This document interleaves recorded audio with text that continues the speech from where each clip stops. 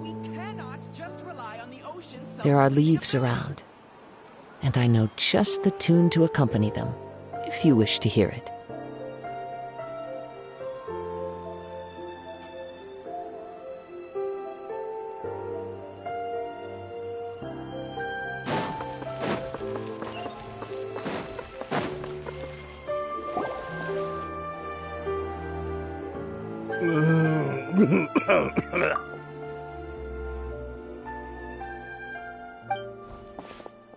You okay there? Who are you? Oh, it's you guys. Don't worry about me. I must have had one too many. I just need to ride it out. I said way too much back there, didn't I?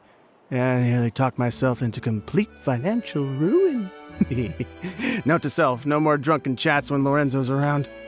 So, he was serious about threatening to cut you off? Ugh, Paimon knew he was a bad egg! Hey! Keep your voice down. Don't go prying into Lorenzo's personal affairs. Bad things happen to people who ask too many questions, or make an enemy out of him. What kind of bad things? Don't even ask. I'm sorry. I'm gonna have to cut this conversation short. I'm not crossing that line again. And take it from me, trouble with Lorenzo is one thing you don't need in your life. You saw him flare up back there. I don't know what you said to him, but clearly it touched a nerve. That's not a good sign. You're too young for this. Don't get in over your head. I'm leaving.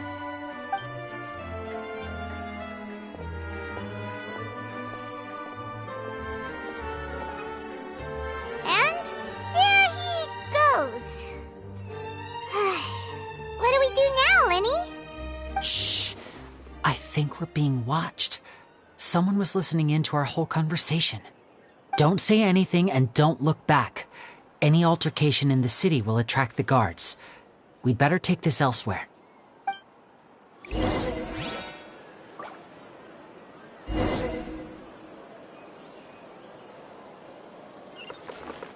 Time to go. Did you hear the news? Escoffier's coming back for a cooking contest.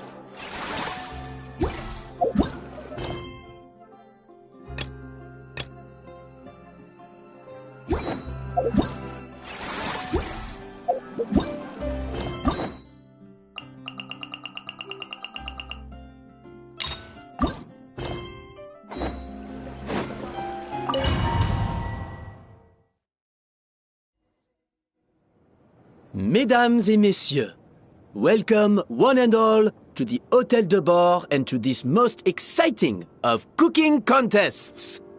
Savannah, I've brought the original copy of the codex you asked for. Monica? Huh. In the interests of fairness, this contest will be conducted in a double-blind format. Once the dishes are complete, they will be sent to the back of the kitchen where they'll each receive a label. The labels will be placed out of sight underneath the plates, only to be revealed after the judges have sampled them and reached a final verdict. This is to ensure that no one will know which dish is made by which contestant. As one of the judges, I promise to be fair and impartial. When my meal got interrupted yesterday, I never thought this is how they'd make it up to me. Getting a seat on the judging panel is a pretty sweet deal. Both contestants have taken their positions.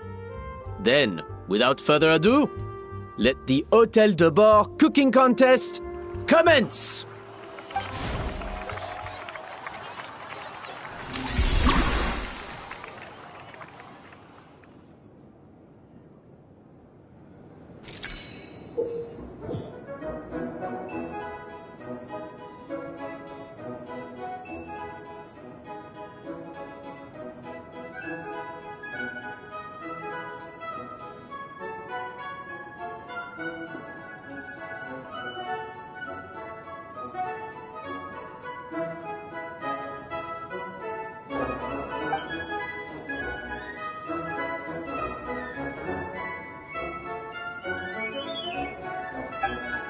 Monica, even the best chef in the world can't flavor their food without prepping the flavoring, right?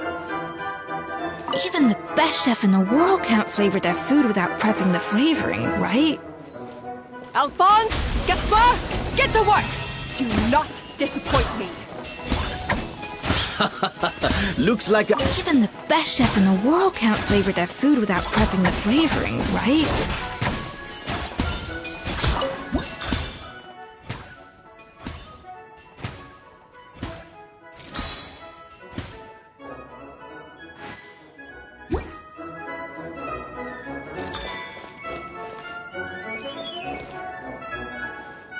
An inspired melange.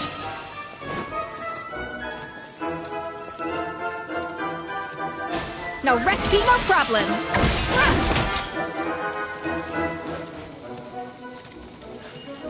Bon appetit.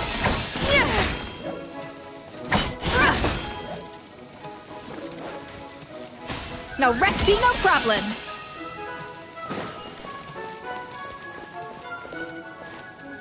Bon appetit.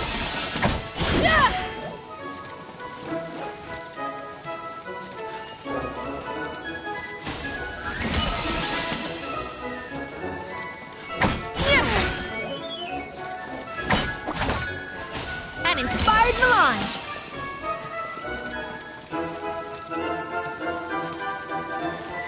No recipe, no problem.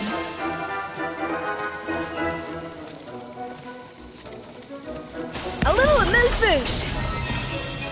Yeah. That should be enough flavoring. Now hurry up and balance the flavor.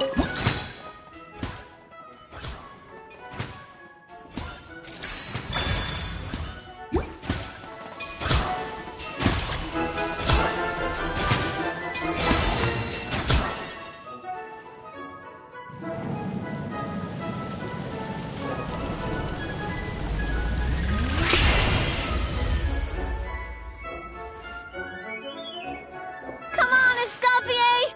Come on, traveler!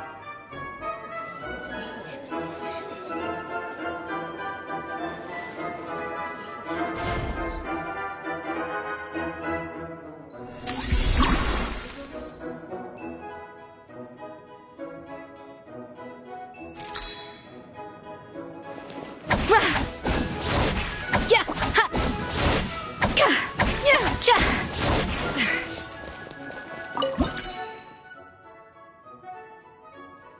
The balance of flavors is about right, but the quantity is too low.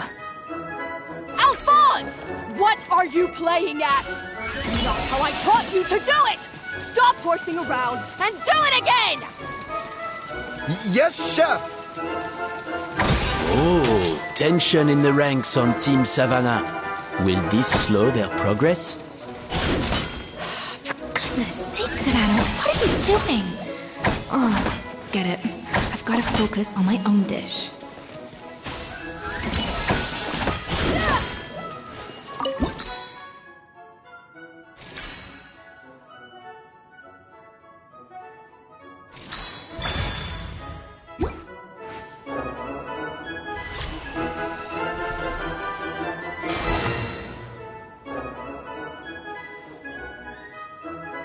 So, what do you think?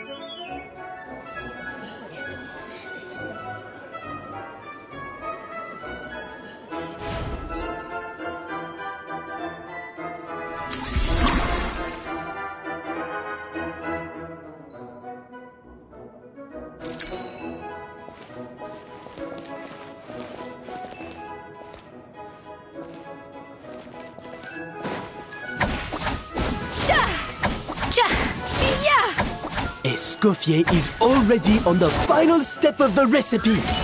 Let's check on Savannah's progress. I think this flavor profile is still a little bit off. Enough! Useless! Both of you, make like an egg and beat it! I'll do it myself! Wow! Is Savannah serious? Did she really make up for lost time working alone?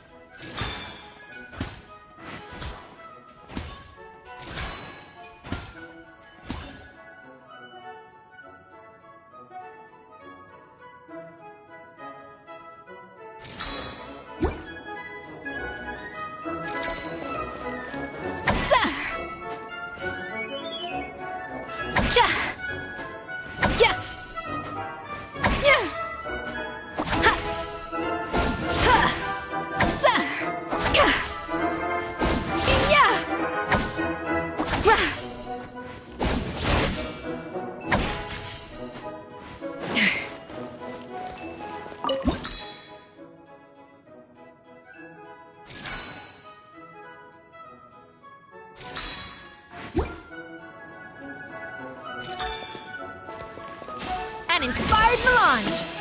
Ha! Ha! Ka! Yeah!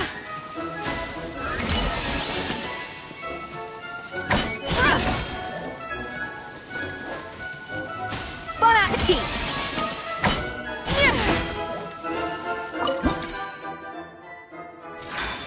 Stay calm, Escoffier. There has to be a way to balance the flavors. Just think.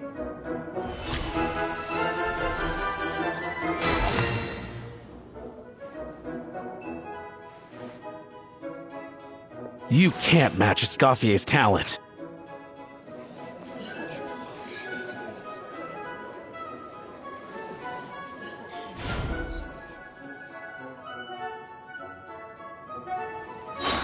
I present to you Gâteau de Bourg.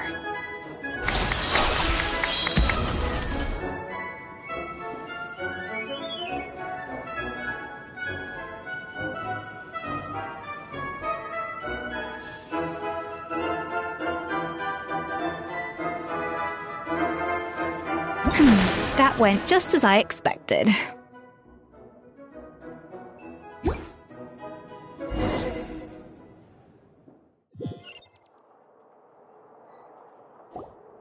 Time's up!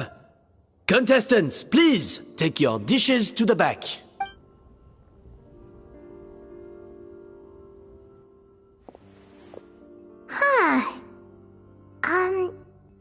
That guy was right. You really can't tell whose is whose just by looking at them. We both made the same dish after all. For all her flaws, Savannah's a talented chef who earned my recommendation for good reason. She wouldn't screw up something as elementary as the cake's appearance. Whoa! This is really rather good. Wonderfully soft and fluffy. Beautifully sweet. This is a masterclass in how to make Gâteau de Bourg. I would give this one at least 9.9 out of 10! Only because there's something about the flavor of the base. It's just a little different from the recipe I'm used to. Huh? Really? I couldn't tell.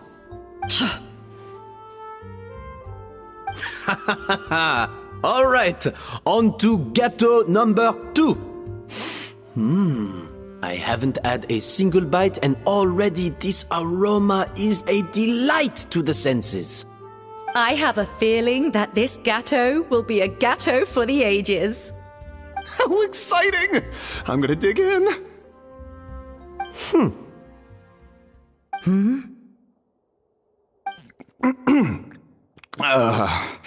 I think maybe someone got a little carried away when they were adding the sugar.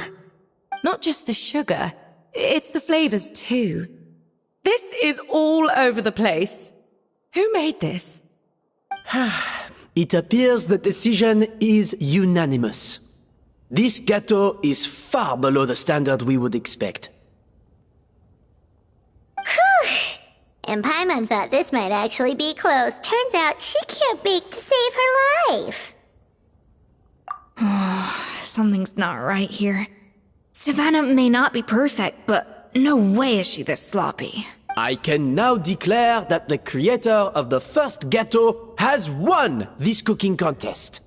Now, all that remains is to turn the plate over and reveal the chef's name underneath. What? It's Savannah? No! That's impossible! Hey! Savannah! You cheated, didn't you? You cheater! What did you do? Oh, you swapped the plates, didn't you? Well, someone's a sore loser. These cakes went from the oven to the judge's table without me ever laying a finger on them. And everyone here can attest to that. It was Van Gem's staff who labeled them in the kitchen.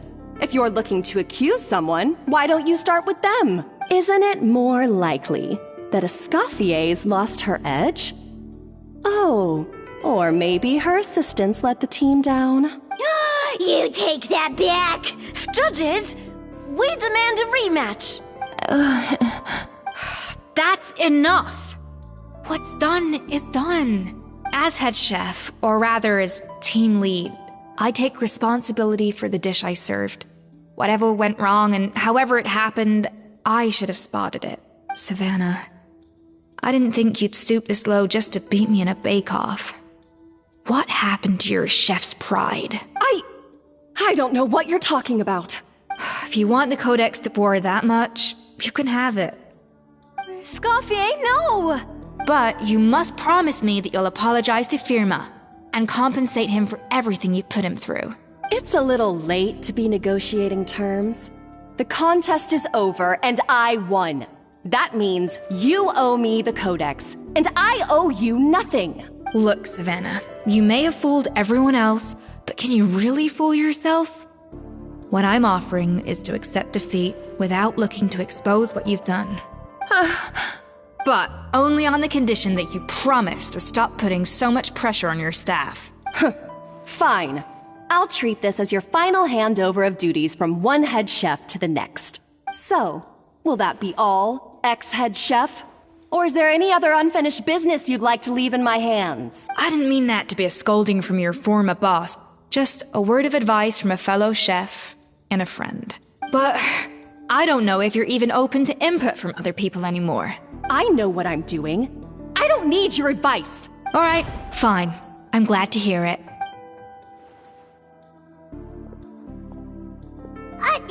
Escoffier? The Codex de Boer! Finally. Now, at long last, I will succeed. Escoffier? How could you let her get away with this? Yeah! The Codex is a souvenir of your time here! Doesn't that mean anything to you? It's alright. It was just a bake-off, not the end of the world. I'm already over it. Besides, it's not all bad. She agreed to compensate Firma. That's mission accomplished for the Spina. Honestly, if I'd have known that giving her the Codex would solve everything, I'd have just done that in the first place. I mean, why bother with the whole cooking contest? It's such a waste of time and energy.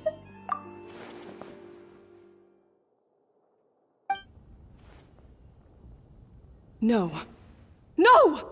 This doesn't make any sense! Huh? That's it? No secrets, no nothing? I don't believe it! This can't be happening. Oh, Chef Savannah! Savannah?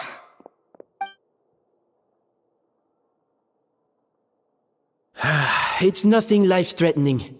Just a lot of pent-up stress and exhaustion. Oh, I knew it. Pent-up stress? The truth is, however hard she might be on the rest of us, the person she puts the most pressure on is herself. Yes, there are nights when she makes us redo things over and over into the wee hours. But for her, it's every night. She'll hide herself away in the kitchen, working on new techniques and recipes, and only realize how long she's been at it when we come to work the following morning. But why? Why would she do that? Our best guess is, she doesn't want to be seen as less of a chef than Escoffier. And there it is. Even so, that's no excuse for taking her anger out on the rest of you. Yeah, and it's definitely no excuse for cheating in the cooking contest. About that, we honestly have no idea how she did it. We were focused on our own work the whole time, like she asked. Leone and Argalia were the ones I tasked with labeling the cakes.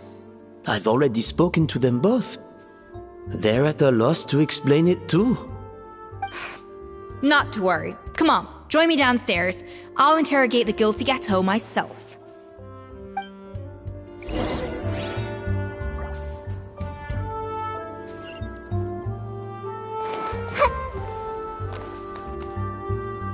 Well, how is it? Have you figured out what it was? Oh, this is aggravated assault on my palate. I'd rather eat wet cement than this. Is it really that bad?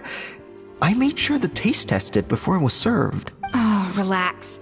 This isn't your cake. Savannah never switched the plates. The offending flavors are coming from in between the icing and the cake base, which means someone tampered with it while it was being made. Or in other words, we have a traitor in our midst. I'm sorry. I was forced into it. It was Chef Savannah. She said if I didn't cooperate, she would... Calm down, Monica. I've already accepted defeat. And if I wanted retribution, I would have brought this up when the results were announced. Whatever's going on with you, just spill the beans. There's no need to hide it. I was the one who caused the food safety incident that one time.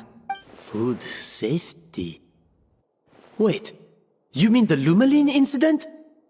So you procured the contaminated ingredients? I think so. Savannah and I were on procurement that day. I didn't check everything as well as I should have, and so I let contaminated ingredients make it into the kitchen. But I swear I didn't do it on purpose. I had no idea there was an issue with them, and I didn't know it would end up with Escoffier going to jail. But the last thing I expected was for Savannah to use it as leverage to blackmail me with... This is crazy! So Savannah pressured you into sabotaging Escoffier's cake by threatening to expose your secret if you didn't? I know, it's terrible. I'm so sorry. I was so scared. The thought of Chef Escoffier finding out that I put her in jail, it made me freeze up with fear. I thought Escoffier would hate my guts if she ever found out, and yet somehow that's ended up in me doing something even worse. Seriously? All this fuss over a little slip-up? Huh? Firstly, it's not like I got a life sentence. I did my stint at the fortress, and now I'm out. And secondly, I had my own reasons for leaving the Hotel de Boer. This wasn't the only factor, so you don't need to feel ashamed or frightened or anything like that. Any more than you need to add butter when you're pan-searing foie gras. You mean... you forgive me? Oh, well, I'm not saying you don't have to take responsibility for your mistakes. You should tell Vanagem to mark down your performance for the past few months. Then do some digging and find out exactly where those contaminated ingredients came from. Sure, you've made mistakes, but now's the time to fix them. Understood? Understood. Good. Now, back to Savannah. What about the original codex would compel her to resort to blackmail? I have my suspicions. Not that I've got any proof to back them up, though. Ugh. What happened to me? I've overheard some customers murmuring about how the Hotel de Boer hasn't been the same since Escoffier left. They think our menu doesn't taste like it used to, especially our signature items. Now that you mention it, I noticed it during the contest too. I couldn't put my finger on it, but the flavor seems subtly different from how it used to be. But the difference was so small, I'm sure no one would notice it besides our most loyal customers and true dessert connoisseurs. Still, as head chef, it's easy to see why Savannah would get so hung up on it. So many times I've seen her make the cake base over and over again, late into the night, determined to match Escoffier's version. But something's always slightly off every time. Yeah, I've noticed that too. Never really gave it much thought, though. Thinking back on it now, it's clear that Savannah's been in a downward spiral ever since Escoffier left. She wants to prove that she can fill Escoffier's shoes. That's gotta be the reason. But after countless setbacks, she's getting more and more unhinged. And at some point along the way, she switched from doubting herself to doubting Escoffier. Doubting Escoffier? For what? Yeah, it would explain why she was bent on getting the original at any cost. She must have thought Escoffier purposely omitted key details from her recipes when she copied them out. Also, she could retain her place as the #1 chef in Fontaine, the only one privy to all the secrets of the trade. Oh, for goodness sake. What a stupid idea. Of course. Then she finally got the codex only to discover that the secret recipes she's been pining for don't exist at all. Seeing how utterly wrong she was must have been a real shock to the system. It probably brought up everything at once. It overwhelmed her, and she passed out. There's still one thing that doesn't make sense, though. If Savannah had the real recipe all along, tasted different. She might not be on the same level as Escoffier, but surely after like 50 attempts, she'd get it right one of those times. You'd think so, but geniuses like Escoffier are in a league of their own.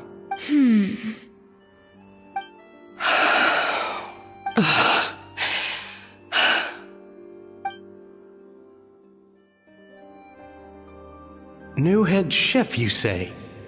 What's her name? I don't think I've heard of her before.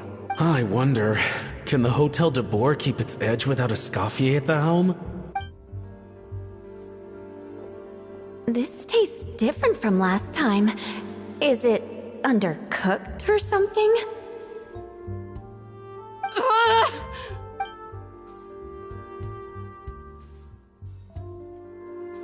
Take this. It's a copy of the Codex de Boer. From now on, you will be its keeper. Don't listen to the doubters. If I say you can do it, then you can do it. Even if you don't believe in yourself, at least believe in me. Hey, did you hear me? Once I'm gone, the restaurant is all yours.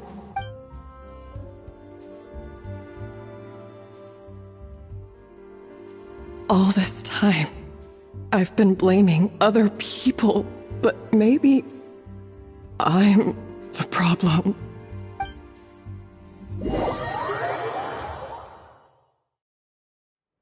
I sincerely apologize for putting everyone out. Savannah's awake now, but I don't think she's ready to speak to anyone yet. Let's give her the day to calm down. I'm sure you'll have the chance to talk everything out tomorrow. In that case, I'll go and update for Ma and his family. I wonder what he'll make of all this. So, we'll come back tomorrow then. Whew, that was a long day. I think I've earned myself a sweet treat when I get back home. Oh, nice! Macarons? Or are you gonna switch it up this time?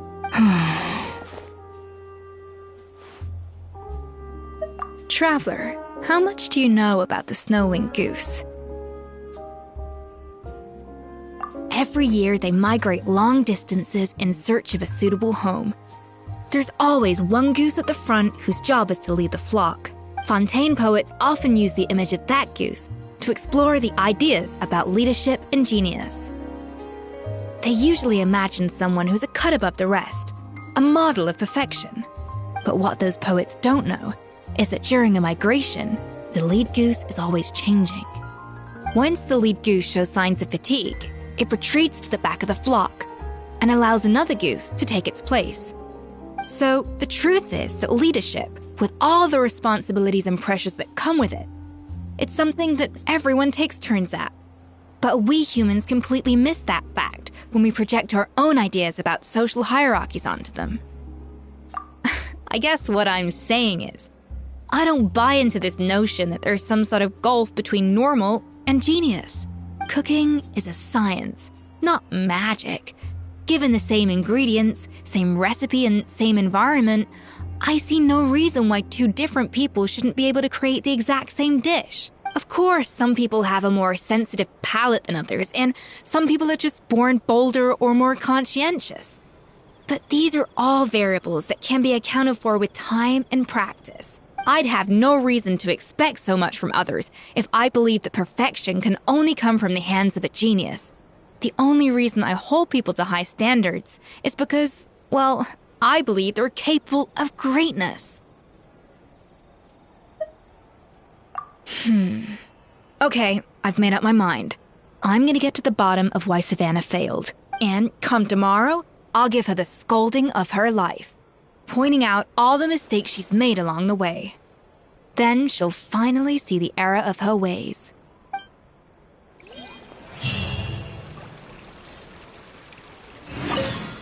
Thank you for your words of encouragement. I'm gonna head to the Hotel de Boer and spend the night investigating. I guess I'll see you tomorrow. Genius? Calling someone a genius is just another way of saying I'm too lazy to figure out how I need to improve. It's a defeatist attitude and I won't stand for it.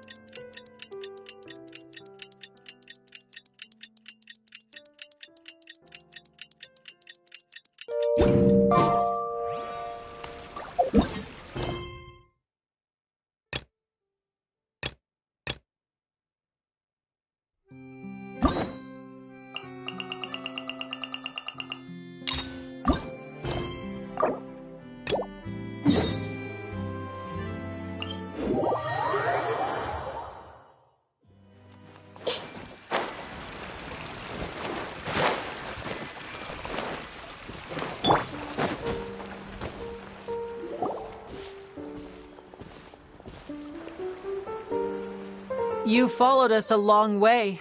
Why don't you come out and introduce yourselves? So you're Linny. And where's your sister? Ain't she with you today? Save us the trouble and go fetch her for us. Let's not drag this out. Paimon doesn't like the tone of your voice, mister! Who sent you, huh? Save your questions, missy. You ain't gonna need answers where you're going. Capiche? Looks like we can't avoid this fight. Now, I'm not the strongest fighter, so I hope you're ready to back me up. Don't worry, we got this!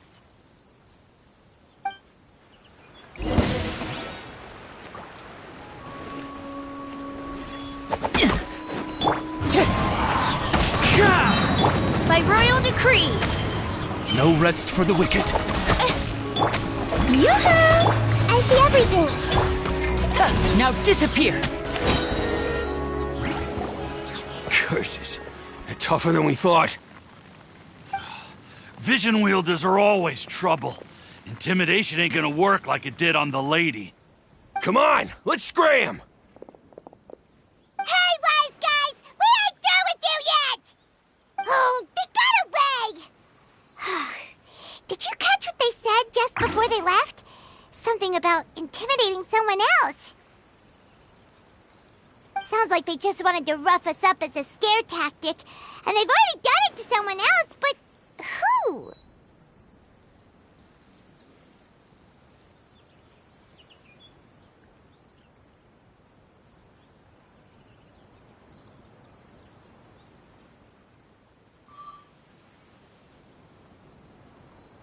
You're right. She was injured when we saw her yesterday, and she acted like she had something to hide. Maybe she was too scared to tell us the truth because those guys had threatened her. Well, if that's the case, she should be more willing to open up to us once she learns that those thugs won't be bothering her anymore. Let's head back to the cafe and see if we can get any information from her.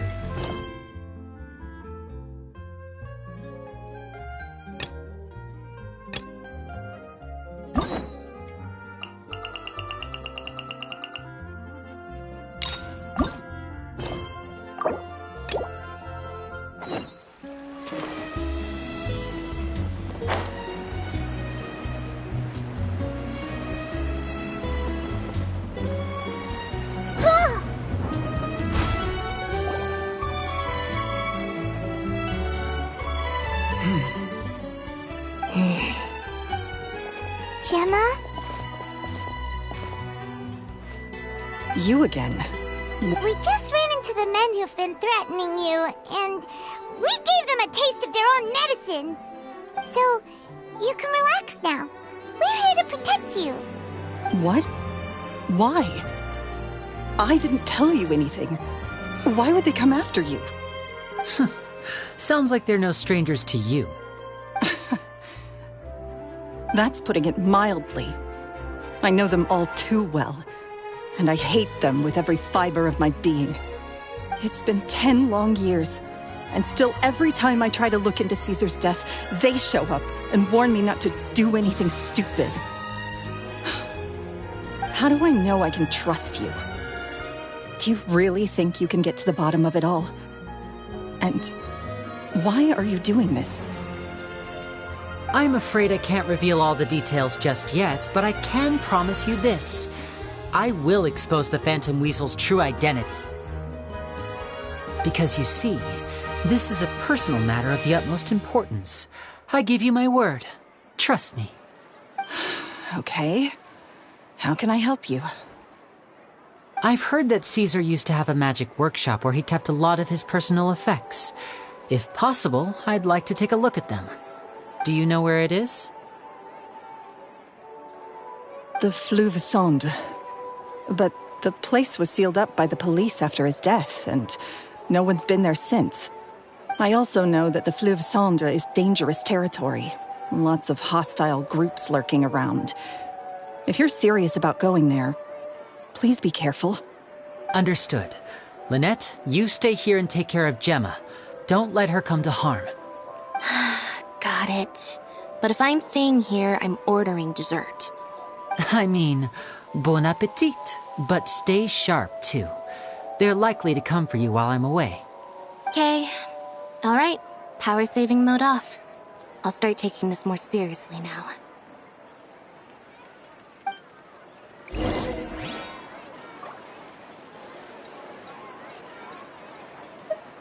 With me here, nothing will happen. Whatever you do, please be careful. If anything happens to you because you're investigating Caesar, I'll never be able to forgive myself.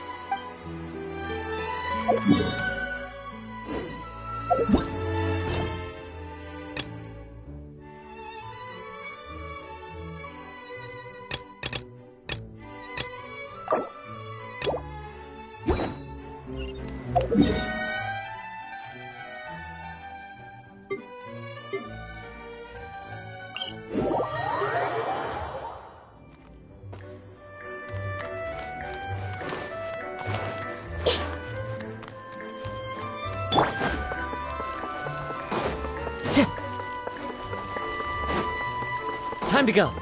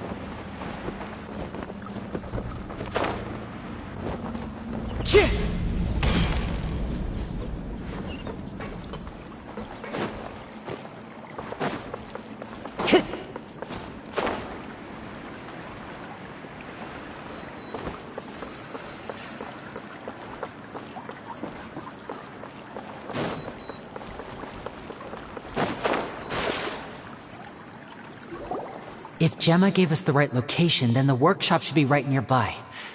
Huh. Looks like these boxes are blocking the entrance. Let's shift them away first. There we go. It should be just down here.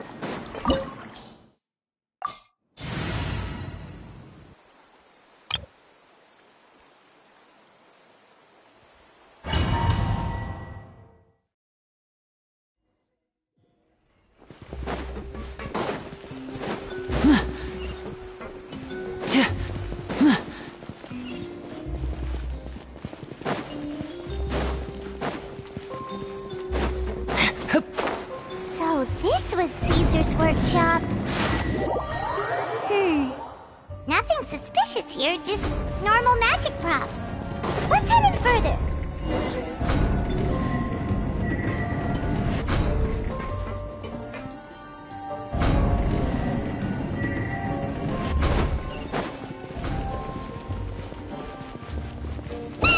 What was that? Oh, is this one of Caesar's gadgets? Guess we must have triggered some sort of device.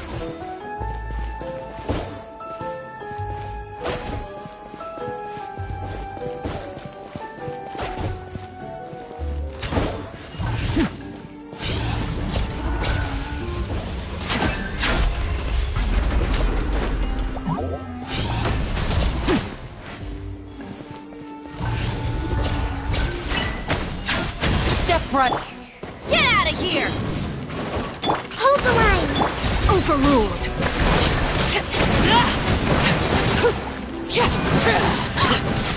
Everybody stand back! Whoa. Look! The doll in the box is glowing!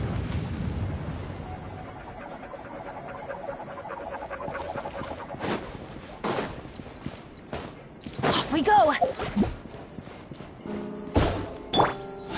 There's something written on the card on this doll. Let's take a closer look.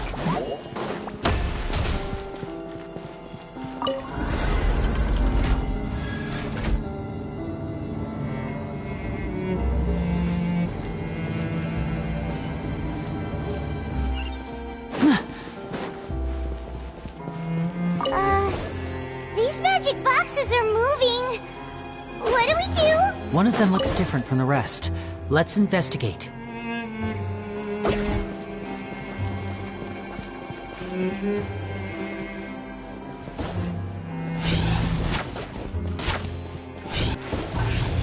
Got it. We're supposed to find the box that lit up at the start, right? There should be another wish list inside. Let's keep trying.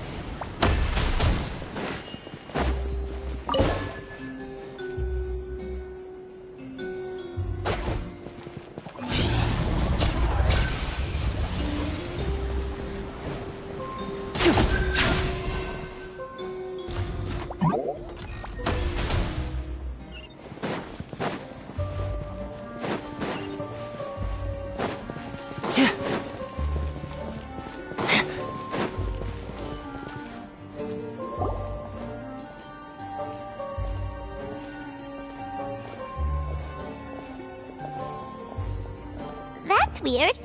Have we reached the end already? There's nothing here. Maybe this was a wasted trip. This place seems a little too ordinary for a magician's workshop. There's a distinct lack of mystery. We've triggered quite a few devices on the way here. I'm starting to wonder whether Caesar built this whole place as one big, elaborate magic contraption. If so, then there must be more to this place than meets the eye. Maybe a hidden room somewhere. Aha! If I just move this book, then hopefully... and... presto! A secret passageway! How did you know? I'm a magician too, and apparently great minds really do think alike. Looks pretty big inside. Let's head in and take a look around.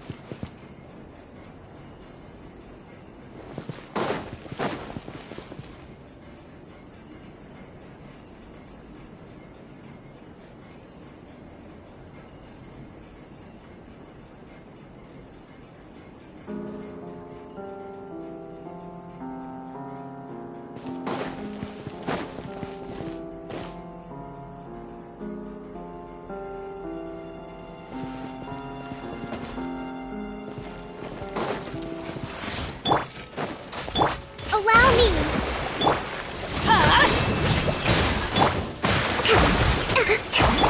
Laid bare. Wind strike. Clouds high. The birds come. Teamwork is dreamwork! This is where you fall.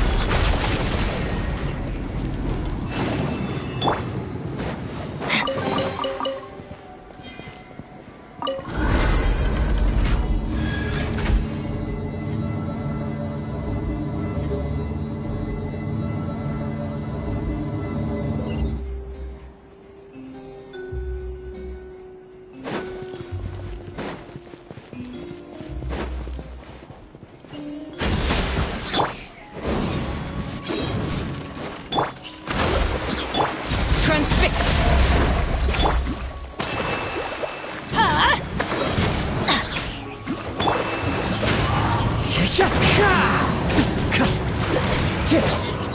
I'm going in!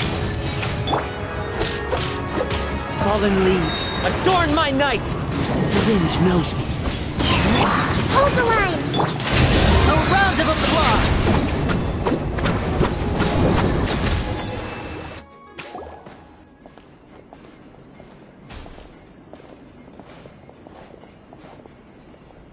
Why have you stopped, Lenny? Is there some device in that box? Huh. It just looks familiar somehow. Let me check this out for a second while you guys go on ahead. If anyone makes a major discovery, let's rendezvous here. All right, see you in a bit!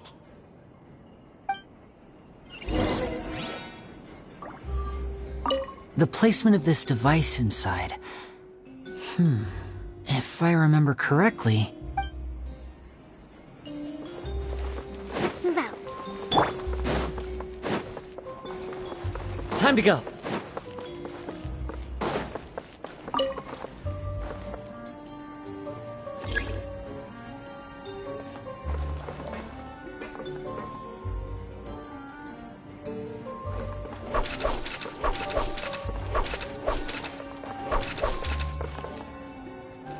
Oh, seems like we can't step on the same tile twice. Guess we've got to finish it in one run, huh?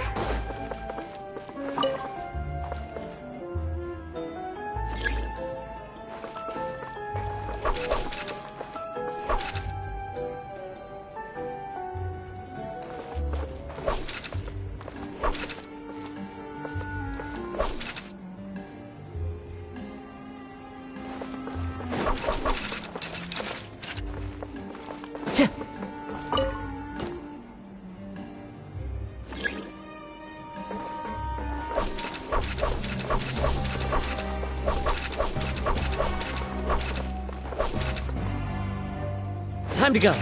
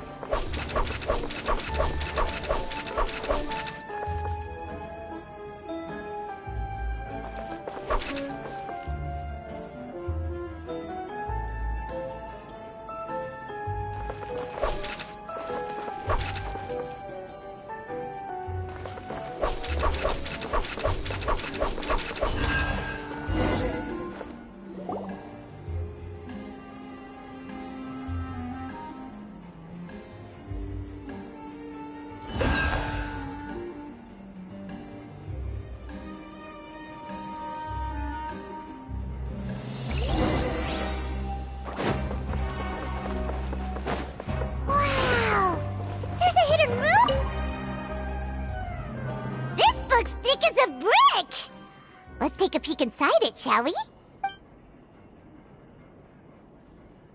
At one of my shows a few days ago, a child asked me how I pulled candy out of my hat.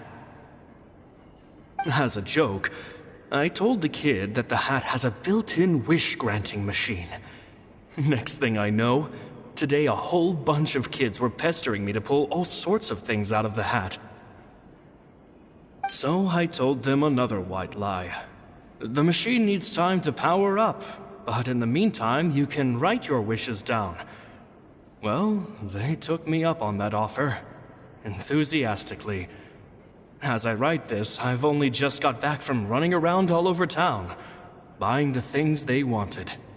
Boy, are my legs sore. I wound up saving very little this month, but that's not a major issue. I now have a bigger problem. How am I going to hide all these things inside my hat?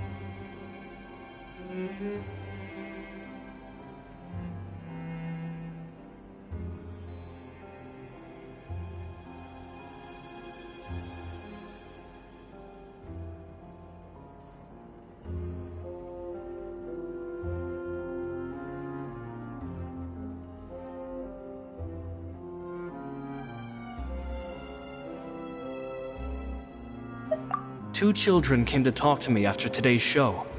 I don't know why they were out on their own. They looked much too young to be unsupervised.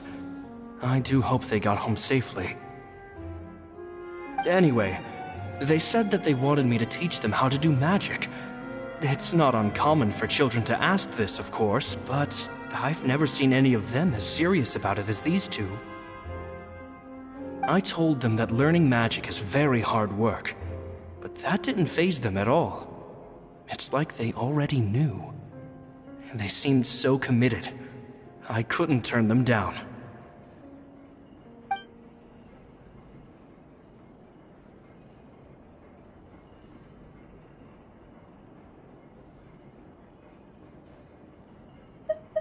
It seems like something's bothering Lorenzo lately, but he won't open up to me about it.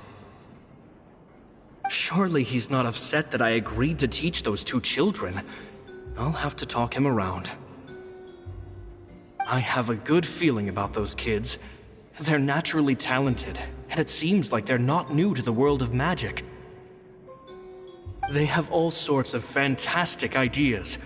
All I'm really doing is helping them develop a more professional standard training plan. They wanted to call me Master, but I told them they absolutely mustn't. Any magician worth their salt could have taught them what I have. They're the geniuses here. Compared to them, I don't deserve to be called any sort of master. With time, I have no doubt that they could become far greater magicians than I. My only concern is why they're so mature for their age.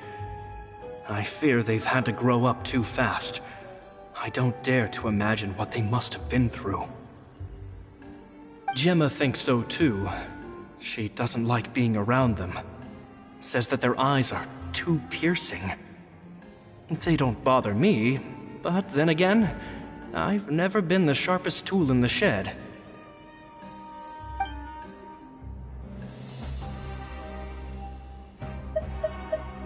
It's nearly time for me to go on tour. I asked the two kids if they'd like to come with me, but they shook their heads. I once overheard them talking about their father and their mission. Sounds like their parents have other plans for them. I guess we'll be parting ways soon. It's only been 10 days since I first met them, but I think that I've gotten a feel for their personalities now. They're very tough, but also very cautious, and they trust no one but each other. This, I fear, is not a good habit to have. They hide things from me too. For example, when I asked them where they live and why they wanted to learn magic, they lied. That's the thing about children. Whenever they're trying to cover something up, it always shows somehow. I can sense that their lives have been hard, possibly even dangerous too. They're not like other children. It's a shame that I can't do more to help them. After thinking things over, I decided to tell them a bit about how I see the world. It's full of lies and falsehoods, and that is why we must find our own truth. P.S. I hope they won't find my nagging annoying. Children are so opinionated nowadays. Will it do them more harm than good for someone they've only known 10 days to lecture them like that? P.P.S. Maybe I'm overthinking this. Children aren't interested in grand philosophies. It probably just went in one ear and out the other. I bet they've already forgotten every word I said. Oh, Caesar, Caesar. Just mind your own business next time.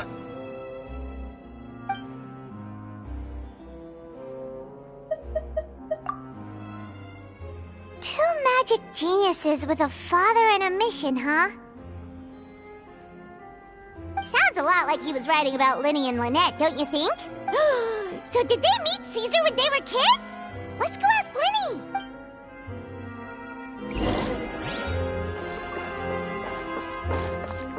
Time to go.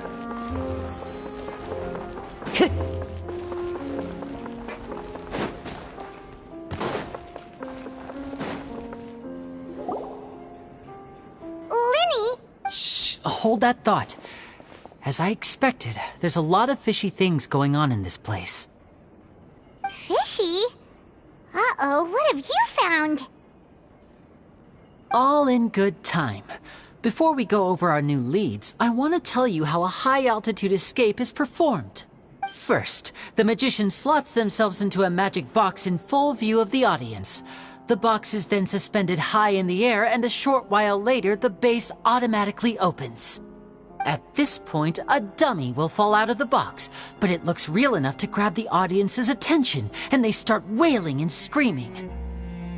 Meanwhile, the real magician, who has by now blended into the crowd, waits for a good moment to make their appearance and put on a hysterical performance. Oh no! Is that me? Did I just fall to my death? Very vivid description. Paimon can really picture it. And then what? The audience's gaze then turns to the magician, and by the time they realize what's happened, the dummy has vanished, as if everything that just happened was some sort of shared illusion. Of course, that's just how I think the process should work, theoretically speaking. The inventor of this trick never performed it successfully. When the box opened, Caesar was the one who fell out, and not the dummy.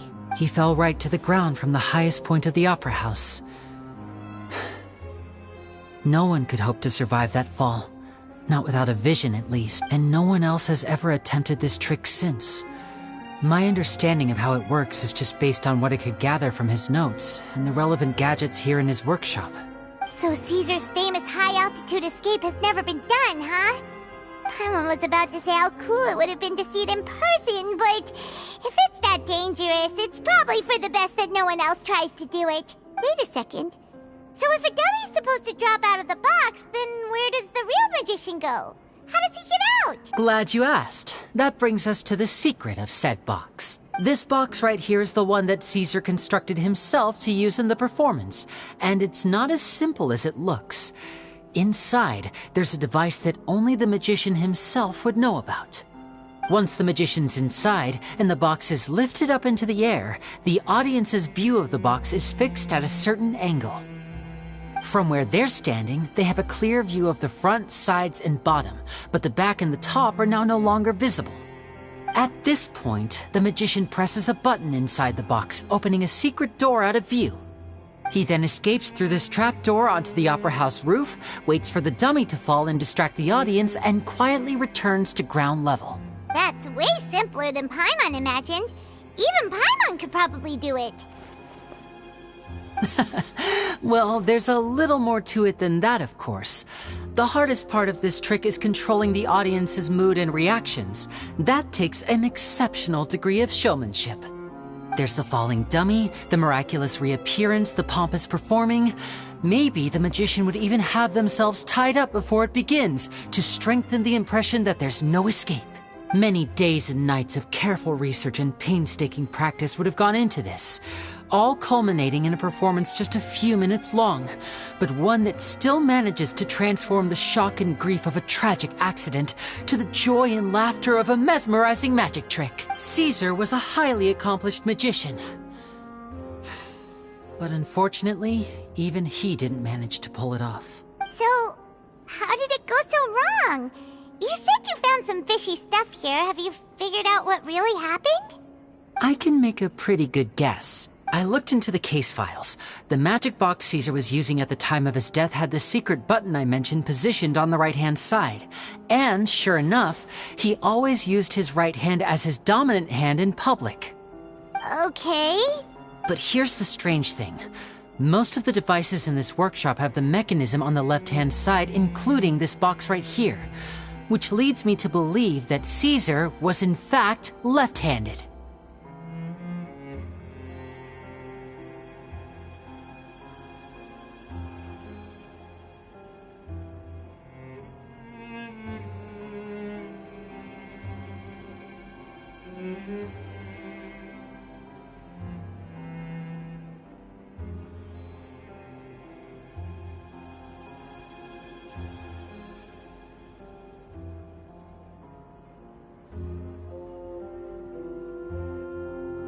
Because a magician can't afford to have their most basic habits stand out too much. People naturally focus their attention on the most important details of the task or situation at hand.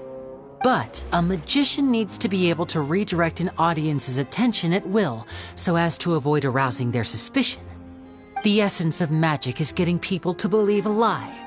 If even the truth raises eyebrows, the falsehoods become all the more difficult to mask. And so, Caesar trained himself to use his right hand to align with his audience's expectations. Great magic always requires sacrifices. But in his most stressful and nerve-wracking moments, and when no one was watching, reflex would kick in and he'd use his left hand. That's why he set his gadgets with the mechanism on his left. Exactly. I think that's likely what happened. Caesar would have been under a lot of time pressure during the escape. He'd have had mere seconds to open the hidden compartment, retrieve the dummy, then open the secret door and make a swift escape. But I'm sure he was confident. He would have rehearsed countless times to the point where it was second nature. He'd barely need to think about what he was doing because muscle memory would guide him through. So he opened the compartment, took out the dummy, checked everything was in order, and then went to leave. With his left hand, he reached for the button, and suddenly, His heart skipped a beat. It wasn't there. Much like when you reach for your keys but find your pocket empty, his mind needed a moment to process what was going on. Instinctively, his left hand would keep feeling around for the missing button, maybe for another second or two, until the bottom of the box gave way. With the stakes being as high as they were, just a 2-second delay cost him everything. The authorities would find nothing suspicious and conclude that his death was due to his own error. But in reality, someone switched the boxes, and they did it to murder him. But how would they be able to make the switch without being noticed? That would be difficult to pull off, no? It would have to have been someone who knew that he was left-handed, and who could move his props around without arousing suspicion. Someone who was always by his side. Isn't that right, Lorenzo? You just couldn't let sleeping dogs lie, could you? There's not a lot of people who'd go to all this trouble for some magician who died 10 years ago. I didn't want to have to do this, you know. Silencing you the hard way just creates more problems for me to deal with. But I gave you your chance. I hoped you'd do what's good for you and back off like the lady, but you disappoint me. You mean Gemma? So you are the one who's been threatening her! Yes, although however stubborn she might be, she was never much of a liability. But you people, you never even knew him, but for some reason you just wouldn't drop it. Which is why you can't leave this place alive. Take them out, and make it quick. Do your worst!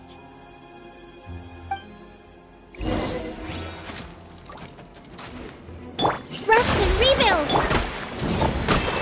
Adventure time! Into the wind! Clouds high, the birds come! Now disappear! Let's get this show on the road! Everybody stand back! Overruled! Covenant of the Deep!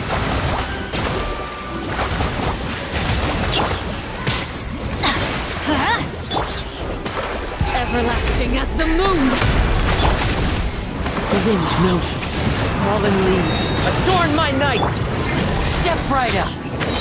A round of applause!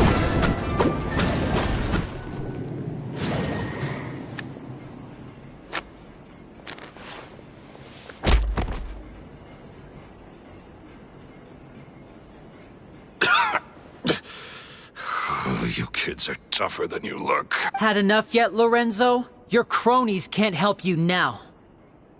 I think it's high time you started talking, and what I'd really like to know is, why did you murder Caesar?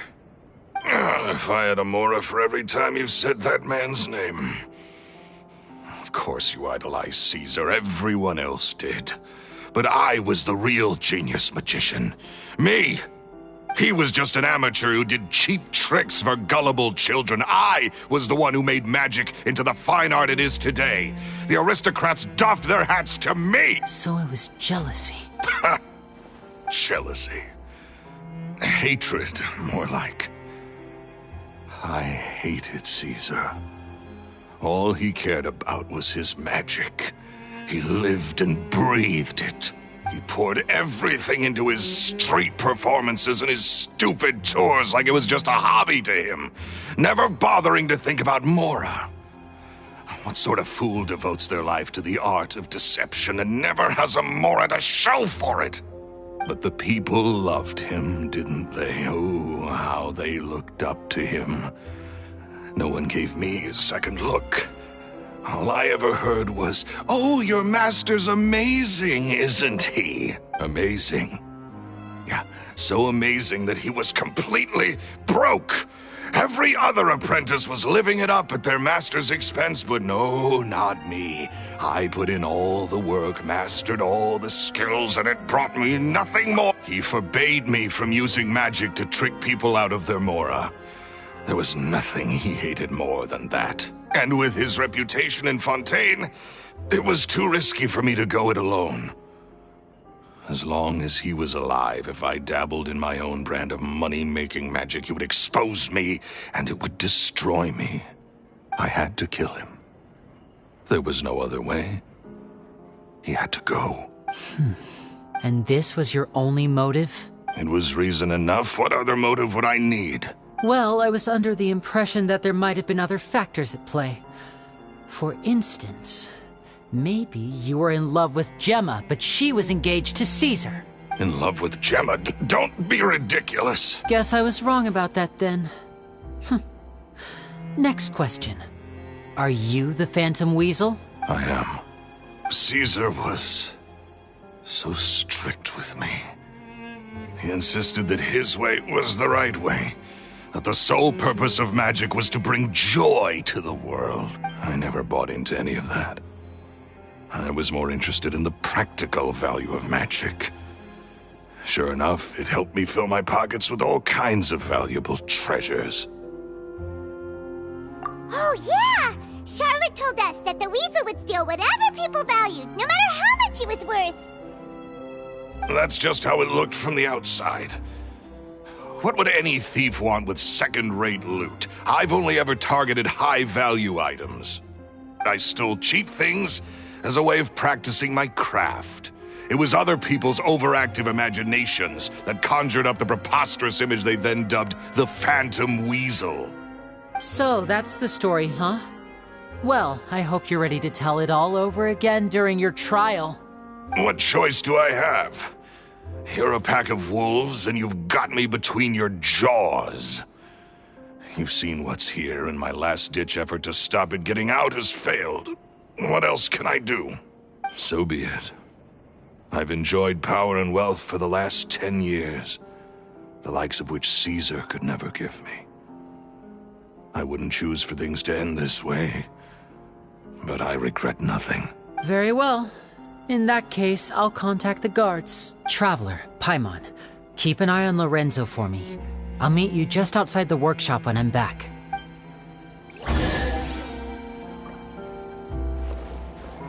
At least I can finally stop looking over my shoulder now.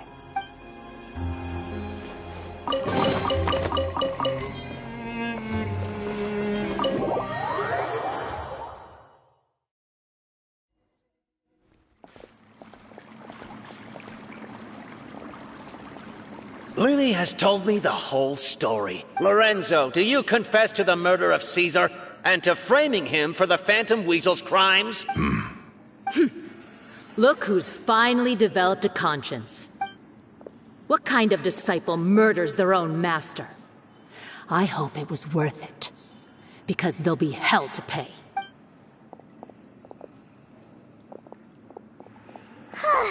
Looks like it's all over. What should we do next, Lenny? Should we start preparing for your show? Let me think. Let's rendezvous with Lynette and Gemma first. With Lorenzo in custody, Gemma will no longer have to fear for her safety. Good point! We should go tell Gemma the good news right away! It'll give her some peace of mind for sure!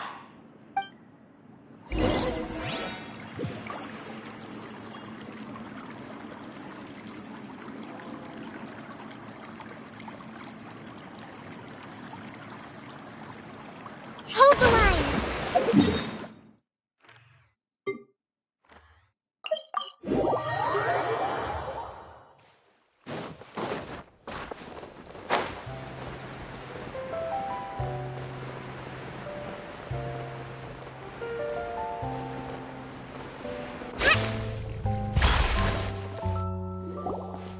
Ah, you're back. You were so quick. I've only just finished my third dessert. Your third? Lynette, come on, we've talked about this. Everything in moderation. You're not gonna have any room left for dinner now. It's fine. I'll shift to exercise mode and jog off the excess sugar. That's besides the point. Well, it's done now, but try to eat a more balanced diet in the future. Point taken. Did everything go okay? Of course! Lorenzo was no match for us. The guards are taking him into custody as we speak. Gosh, that's amazing. I'm sorry. I still didn't know if I could trust you, but now it seems I can. I had my suspicions about Lorenzo, but It's okay. We understand. He did threaten you. Paimon would find it hard to trust strangers in your position, too. But you don't need to be scared anymore. Everything's gonna be okay. sorry. Sorry. My emotions are all over the place right now. I've been waiting for this day to come for so long. I always wanted to report Lorenzo. He took all of Caesar's property, which I found suspicious. But I had people watching me all the time, so I couldn't risk looking into it. I was so afraid. I was scared he'd do something terrible to me, and then no one would be left to visit Caesar's grave. So I never had the courage to speak out. Thank you all. Truly. Thank you so much.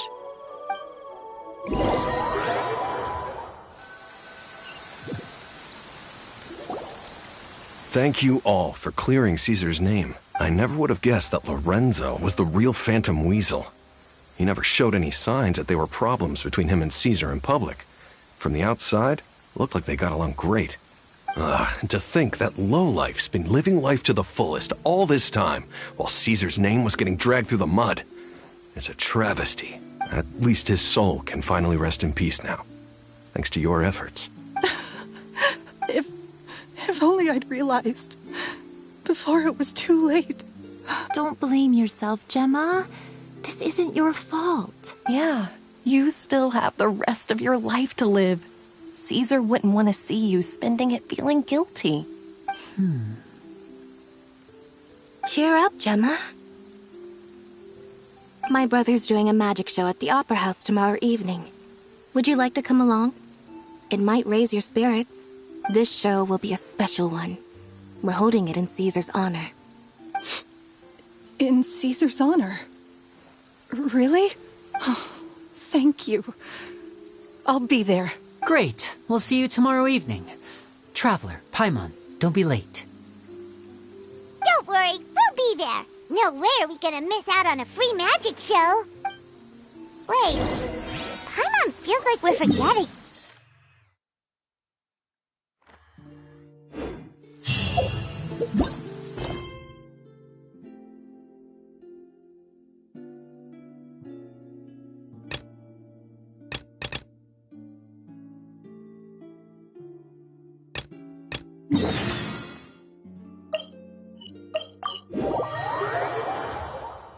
Oh yeah, Caesar's diary! We never found out if the two kids Caesar taught magic to were Liddy and Lynette.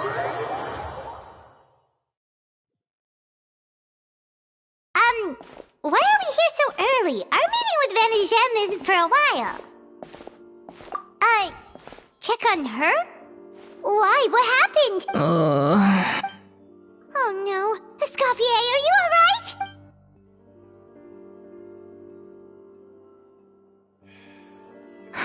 I'm fine. Just need to get some more coffee in me. Huh? What happened to my coffee? Did I really drink it all? Alright. Thanks. I appreciate it. Well, there's cooking facilities here. Or we could just grab a cup of coffee from Cafe Lutece, but either way, hurry! Lenny changed the topic back in the workshop, so we didn't get a chance to bring it up. Oh well. Guess we'll just have to ask Lenny tomorrow evening.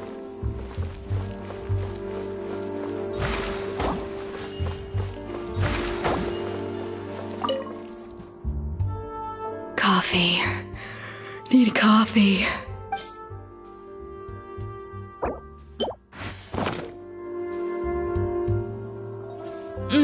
Strong, bitter coffee beans, transformed through expert brewing and balanced perfectly with rich, creamy steam milk. I feel much better now. Thank you so much, Traveler and Paimon. Glad to hear it, but make sure to catch up in your sleep when you get the chance. I think I figured out where the problem lies. Honestly, it's ridiculous.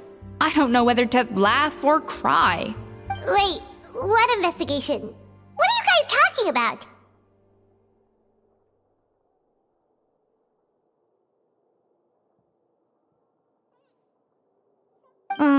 I'll save it for when everyone else gets here. It's so stupidly small, I can't believe it's caused so much drama. Yes, except my failures were stepping stones to success. Escoffier!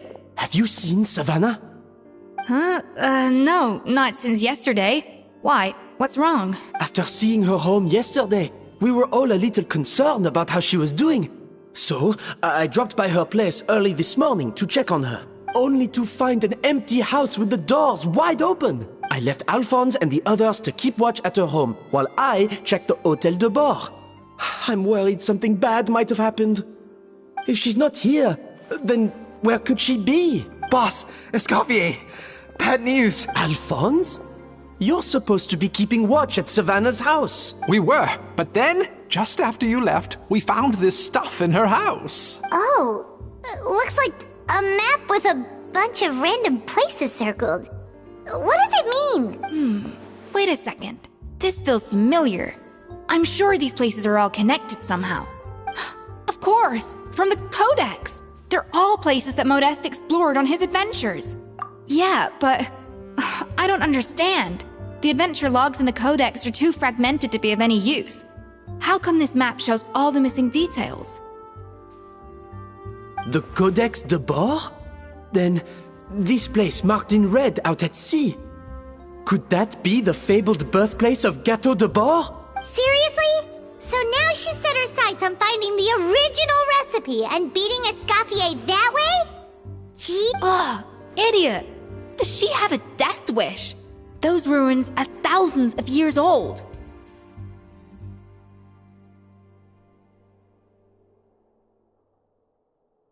Hold on.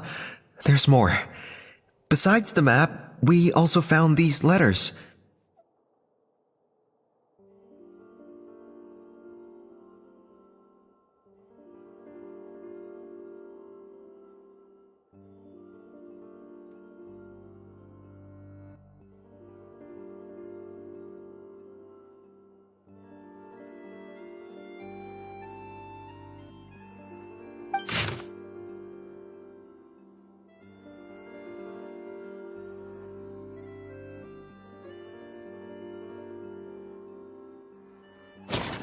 It was you. You let the Lumaline through, didn't you? It sounds like a threat letter. Does this mean that Savannah was responsible for the safety incident? And not Monica after all? Retrieve the Codex by any means necessary. So the cooking contest and the cheating. Someone else was behind her pulling the strings? She's keeping the true recipe to herself. Ugh, this is all such a mess! Paimon needs a second to process this. First, we thought that Savannah forced Monica to cheat in the cooking contest. But now, it turns out that someone else forced Savannah to force Monica to cheat?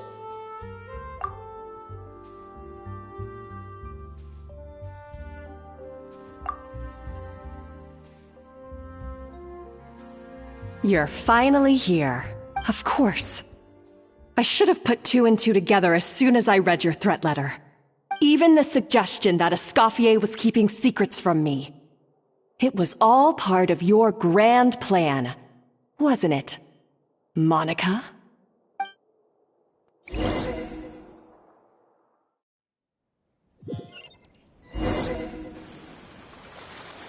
We should be getting close to the spot marked on the map. Of all the stupid things she's done, this really takes the cake. The moment we find her, I'm gonna curse the living daylights out of her.